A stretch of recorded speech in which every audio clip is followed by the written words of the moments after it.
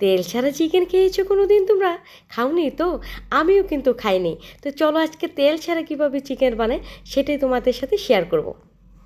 হ্যাঁ, অনেকেই জানো আমি ডায়েট করছি, কিন্তু ডায়েটে তো এত তেল মশলা খাওয়া যায় না।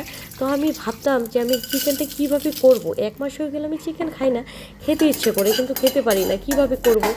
তো আমি একদিন রিলস দেখতে দেখতে একটা রিলস আমার চোখের সামনে পড়ে, সেইটাই দেখে আমি এই চিকেনটা করছি। দেখো, একবার যদি খাও না, তবে দ্বিতীয়বার না তেল দিয়ে আর বানাতে মানে ইচ্ছে করবে না। যে বয়েলের মধ্যে যে এত টেস্ট হয়, সত্যি আমি না বানালে না আমি জানতেই পারতাম না। আমি নিজেও অবাক হয়ে গেছি। আর আমাদের ঘরে যে খেয়েছে, মানে ভাইও বলেছে যে এত টেস্ট হয়েছে, তেল দিয়েও এত টেস্ট হয় না কোনো কোনো সময়। এইটা যদি তোমরা দেখো, যারা দেখছো তোমাদের বলবো আমি একদিন ট্রাই করে দেখো। এখান থেকে নিজে থেকে তেল বের হবে, এই চিকেনটা থেকে নিজে তেল বের হবে। আমি তোমাদেরকে দেখাবো, লাস্ট অবধি দেখতে থাকো, দেখবে কীভাবে তেলটা বের হয়। আর হ্যাঁ, অনেক বক করলাম, কী কী দিচ্ছি সেটাই আপডেট দিইনি।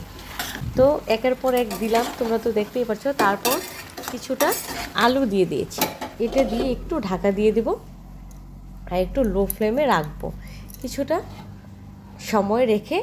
তারপর আবার নাড়াচাড়া করে এখন দেখো আমি কী দিই, খুব খেয়াল করো। দেখো এখানে তেল বের হচ্ছে, একটু একটু বোঝা যাচ্ছে।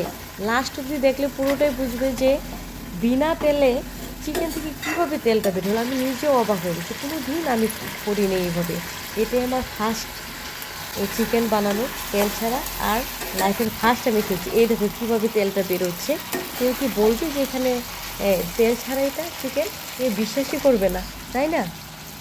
তারপর আমি গরম জল করে রেখেছিলাম, সব কিছু দিয়েছি, যা যা দিয়েছি তোমরা তো দেখতেই পাচ্ছ।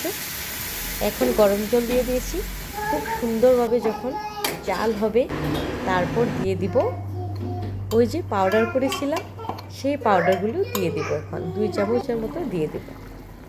তারপর আরও কিছুক্ষণ এটাকে জাল করব। কেমন কিছুটা অবাক লেগেছে কি যে কীভাবে তেলটা বেরোচ্ছে? লাস্ট অবধি দেখো।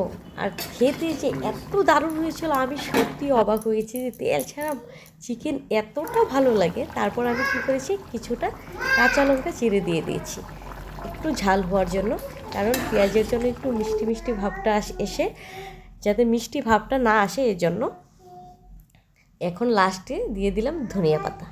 এই ধনিয়া পাতাটা দেওয়ার জন্য আরও সুন্দর একটা ফ্লেভার এসেছে। আর যা সুন্দর সেন্ট বেরিয়েছিল না, ভাই অন্য রুম থেকে দৌড়ে এসেছে, বলছে যে এত সুন্দর সেন্ট বেরিয়েছে, দে তো অল্প খেয়ে দেখি। তারপর ভাই খেয়ে বললো সত্যি দারুণ, সত্যি দারুণ, বিনা তেলে এত সুন্দর চিকেন হয়। সত্যি অসাধারণ লেগেছে, একবার তোমরা ট্রাই করে দেখতে পারো।